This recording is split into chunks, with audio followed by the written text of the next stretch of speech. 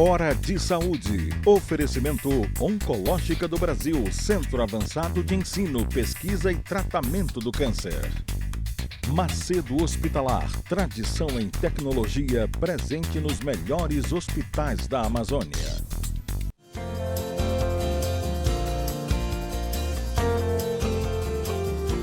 Caros amigos, mais uma vez no nosso programa de domingo de manhã, Hora de Saúde.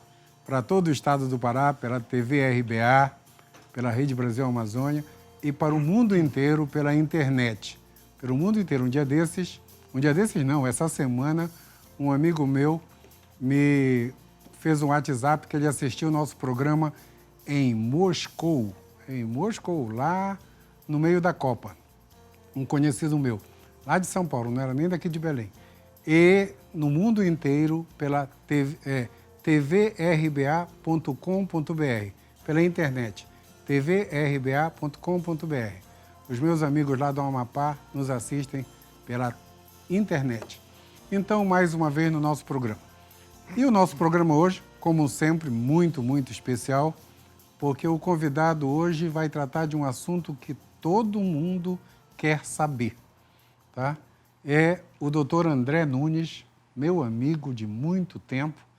E o André, além de ser das nossas referências em pneumologia no país, eu diria que o André mexe com medicina do sono. Medicina do sono, que é uma coisa que todo mundo quer saber.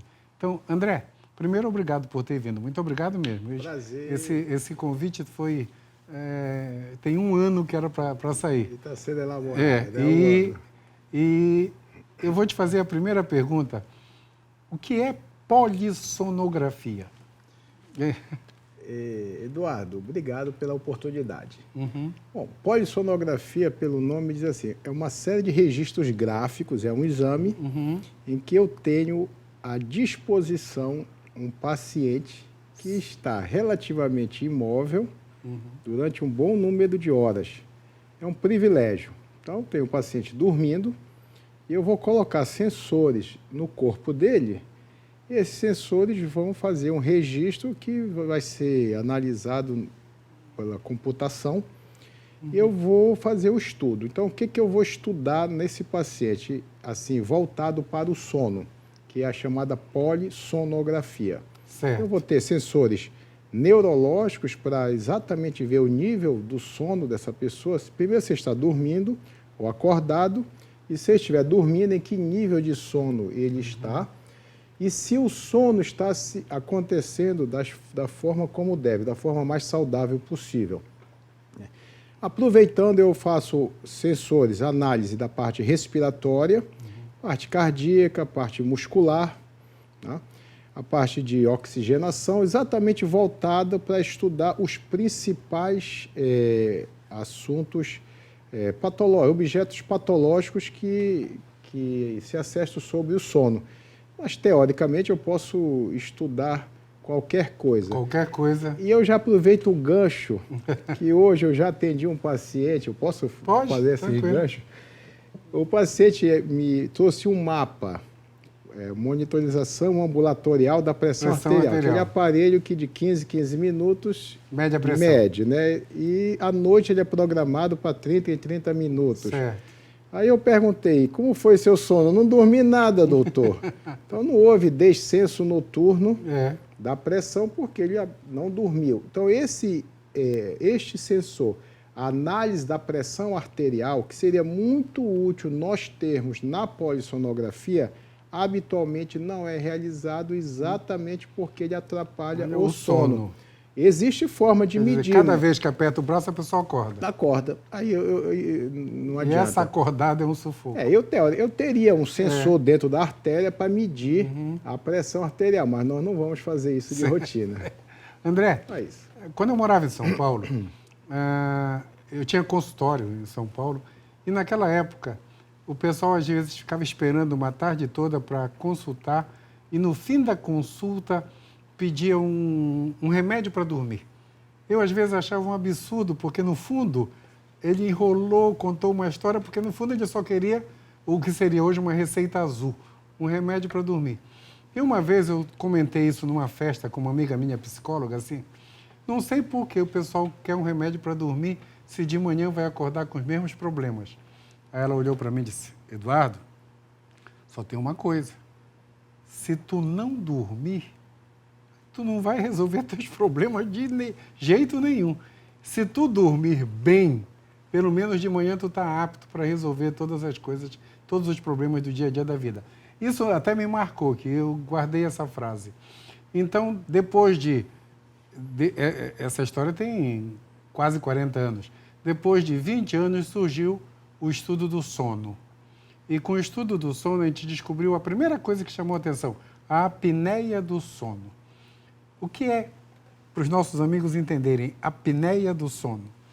Então, eu vou começar pelo fim, porque você tocou num assunto muito sensível, que é dormir mal por causa de problemas e usar um medicamento para ajudar a dormir. Mas vamos falar da apneia do sono. A apneia é falta de ar, falta de respiração, de ventilação. Então, há uma parada da entrada de ar dentro dos pulmões por algum motivo, durante o sono, a apneia do sono.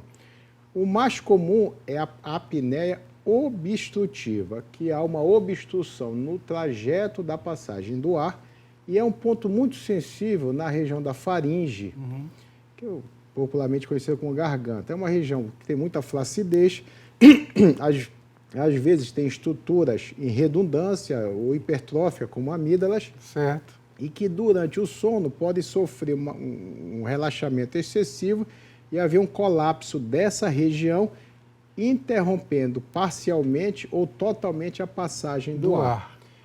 Quando interrompe parcialmente, isso gera um som que vibra as estruturas flácidas, é o ronco. O ronco. Então, o ronco já mostra uma dificuldade na passagem do ar pela região da garganta. Então, quem ronca tem dificuldade de passagem de ar. Tem dificuldade, só que todo mundo ronca.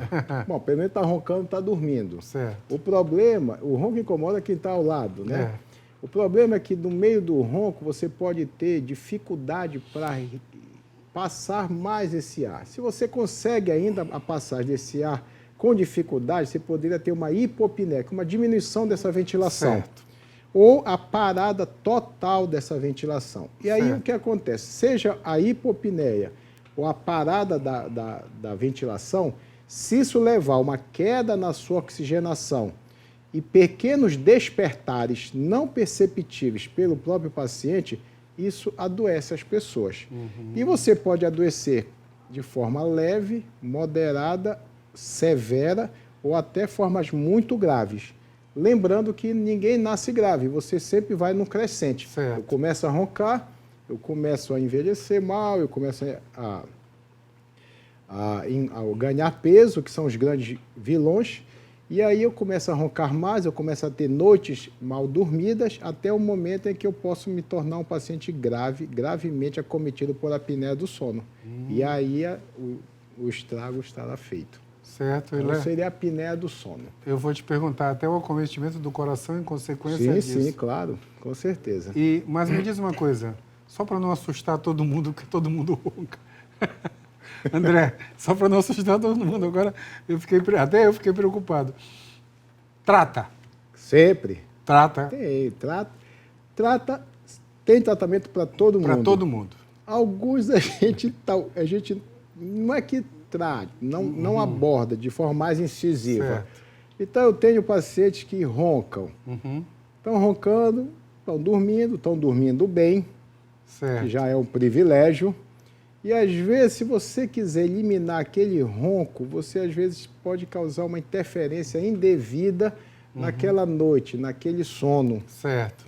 Então, a gente, pelo menos, pede para o paciente não piorar. Então, diz, olha, você tem um ronco, vamos tentar dormir de lado, não ganhe peso, retome para a sua atividade física. Se ficar nesse nível, melhorar um pouquinho, está de bom tamanho. Aqueles pacientes que já estão com sinais de gravidade, realmente tem que ter um tratamento. E aqueles que estão vindo do cardiologista, com arritmia cardíaca, com pressão arterial de difícil controle, alguns já com doença coronariana ou miocardiopatia, ou seja, a lesão do músculo cardíaco, certo. esses a apneia do sono é extremamente prejudicial, extremamente deletéria para esses pacientes. Só faz piorar. Sempre, piora muito. Quando ela não é a principal causadora, ela é uma grande contribuidora para o problema. Certo. André, uma pergunta de vizinho. Como trata isso? Com remédio, com aquele aparelhinho que o pessoal chama CPAP? O que significa CPAP? CPAP é uma sigla, né, que sigla. virou um acrônimo. É pressão positiva de ar nas suas vias aéreas. Certo. Então, eu vou jogar um ar sob uma certa pressão, um aparelho produz o ar e ele acopla numa máscara através de um tubo, da forma mais confortável possível ou menos desconfortável. E aí já gera o primeiro conceito. CPAP é a melhor coisa para alguém respirar à noite. Certo. Qualquer pessoa que dorma com CPAP vai respirar muito bem. Não necessariamente dormir melhor. Então, por exemplo, se eu ou você, nós tivermos algum ronco e algum grau de apneia à noite, mas a gente dorme bem, ao dormirmos com CPAP, nós vamos respirar melhor e não vamos roncar. Mas não vamos dormir melhor. Certo. Não vamos ser mais felizes. Ao contrário, vamos nos incomodar. Então, não é indicado para isso. Certo. Ele é indicado para quem está dormindo mal por uma má respiração durante o sono. Ao recuperar a sua capacidade de respirar bem, normalmente à noite, o sono se desenvolve de forma normal. Certo. E ainda existe o fator protetor aditivo, que é na parte cardíaca. Se a apneia do sono prejudica muito o funcionamento do coração, o CPAP corrige essa anormalidade, ainda dá uma ajudazinha, um empurrãozinho na melhora na parte da função cardíaca. André, o CPAP é o item 1 do tratamento? Não. Caso grave, casos graves em que o paciente está sob um risco iminente de ter um problema, realmente é a melhor terapia, mas nós temos que explicar ao paciente isso, essa novidade. Ele disse, eu nunca soube que eu estava doente porque eu roncava. Certo. Então a gente tem que entender que ele está com problema e que a solução é dormir com uma máquina. Calma. Então você explica, ensina e, digamos assim, nesse paciente você pega um aparelho e dá para ele, treina e ele vai para casa fazer um período de adaptação, de conhecimento. E ele vai experimentar e ele vai gostar de dormir bem. Aí ele aceita. Mas eu digo o seguinte, a pedra angular, seja de apneia do sono ou de a grande maioria dos distúrbios do sono, é realmente a reeducação. Então, as pessoas que estão roncando, as pessoas que estão com dificuldade respiratória durante o sono, questão obstrutiva, a maioria está acima do peso, a maioria está sedentária, a maioria está dormindo cansada, o estômago cheio ou sob efeito de remédios, tudo isso piora. Então, é muito melhor você fazer um tratamento comportamental, porque os resultados são mais naturais e duradouros do que tentar impor à força um método artificial. Certo. Então, sempre é melhor um tratamento... Então, é um conjunto todo, né? É um conjunto todo. Os casos graves, realmente, o CPAP se impõe pela gravidade. E, às vezes, mesmo contra a vontade do paciente. Certo. Mas nós temos que fazer uma educação. Os casos menos graves, não adianta forçar, porque eles não vão seguir a longo prazo. Isso está provado. Então, espera aí que a gente vai continuar nos casos menos graves. Pessoal, questão de tempo. 1 minutinho só que a gente já volta.